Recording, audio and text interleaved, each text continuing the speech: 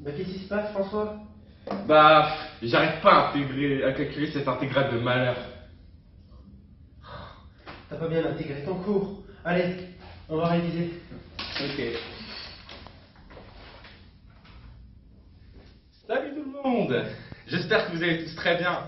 Et aujourd'hui, vous savez ce qu'on va faire? On va se calculer une petite intégrale. Mais comment on va faire pour la calculer? On va utiliser un petit changement de variable. Donc aujourd'hui, l'intégrale qu'on se propose de calculer est l'intégrale de 0 à pi sur 4 du rapport de cosinus sur 1 plus cosinus carré.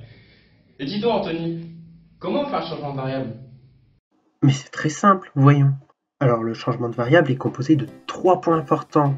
Et avant de les aborder, nous allons voir la formule du changement de variable. Cette formule peut paraître compliquée, mais en la décortiquant un petit peu, vous allez très vite comprendre comment faire un changement de variable. Alors tout d'abord, il nous faut notre changement de variable, qui est u est égal phi de x.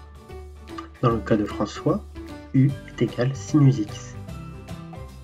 Ensuite, il faut trouver notre du, qui est égal à d phi de x, donc la dérivée de phi de x, fois dx. À partir de ça, on a tous les outils pour réussir notre changement de variable. Donc voici les 3 points importants. De gauche à droite, nous avons le changement de borne, le changement de la fonction et le changement de dx en du, avec l'équation que nous allons trouver. Pour le changement de borne, rien de plus simple. Si nous avons une borne de a à b, pour notre intégrale, il nous faut avoir une borne de phi de a à phi de b. Et dans le cas de François, ce serait de sinus de 0 à sinus de pi sur 4. Ensuite, le deuxième point, le changement de la fonction. Il faut simplement transformer tous les phi de x en u. Et dans le cas de François, il faut simplement changer tous les sinus x en u. Enfin, le troisième point, il faut simplement utiliser l'équation que nous avons trouvée précédemment pour changer notre dx en du. À partir de cela, vous avez réalisé le changement de variable.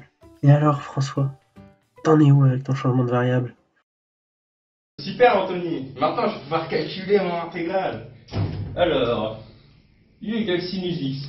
Tiens, la dérivée de u, c'est cosinus x dx. Avec u0 égale 0 et u de pi sur 4 égale racine de 2 sur 2. Donc, alors mon intégrale se transforme de la façon suivante et on obtient ce résultat-là. Or, ce résultat-là n'est pas la forme d'une primitive usuelle. Comment on va faire pour résoudre? Déjà, on peut peut-être essayer de la transformer un peu. On remarque bien qu'on a a carré moins b carré au niveau du dénominateur. Ainsi, on a une intégrale de cette forme-là. Mais, est-ce qu'on peut encore faire quelque chose? Ce serait pas intéressant de transformer ce rapport en somme? Quelle est donc la solution? La décomposition en éléments simples. Mais dis donc Anthony, comment on fait une décomposition en éléments simples? Mais c'est très simple, voyons. Pour faire une bonne décomposition en éléments simples, il faut tout d'abord regarder le degré du polynôme au numérateur moins le degré du polynôme au dénominateur. Si cette différence est positive, il y aura un polynôme à droite de l'équation. Par exemple, x4 sur x de moins 1, 4 moins 2, il y aura un polynôme de second degré, de degré 2. Dans la fonction de François, ce n'est pas le cas. Passons donc à la suite. Maintenant, il nous faut factoriser le dénominateur en polynôme de degré 1 ou, si ce n'est pas possible dans R, de degré 2. Ainsi, dans notre premier exemple, nous avons 1 sur x-1 fois x plus 1. Et maintenant, il faut créer les éléments simples. Pour les créer, il faut à chaque fois prendre un des polynômes au dénominateur et le mettre en tant qu'unique dénominateur pour une des fractions. Par exemple, 1 sur x-1 fois x plus 1, nous aurons un polynôme avec le dénominateur x-1 et un autre avec x plus 1. Au-dessus, il faudra mettre un polynôme de degré moins 1. Par exemple, x-1, polynôme de degré 1, il faudra alors un polynôme de degré 0, une constante, a ou b. Dans le deuxième exemple, nous avons un second degré dans le dénominateur, donc il y aura un degré 1 au numérateur. Maintenant, il ne reste plus qu'à trouver ces constantes. Pour cela, nous allons utiliser une petite technique. Nous allons à chaque fois multiplier toute l'équation par un des polynômes. Par exemple, nous allons tout multiplier par x moins 1 et il reste du côté droit de l'équation le a tout seul et toutes les autres fonctions fois x moins 1. Ensuite, nous allons annuler ce polynôme. Dans le cas de x moins 1, nous allons utiliser 1. Ainsi, il ne restera à droite de l'équation plus que a, et avec le côté gauche de l'équation, nous pourrons déterminer la valeur de a, là, 1/2. Nous allons faire pareil pour b, en multipliant cette fois-ci par x plus 1.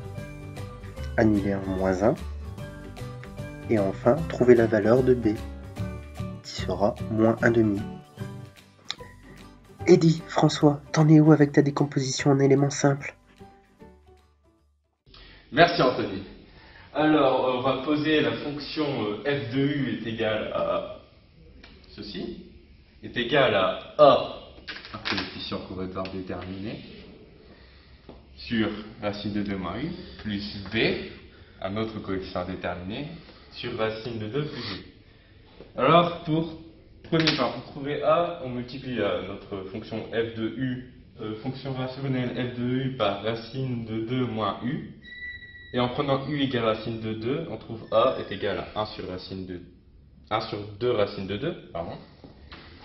Et de même, en multipliant f de u par racine de 2 plus u, et en prenant u égale moins racine de 2, on a b égale a, égale 1 sur 2 racine de 2.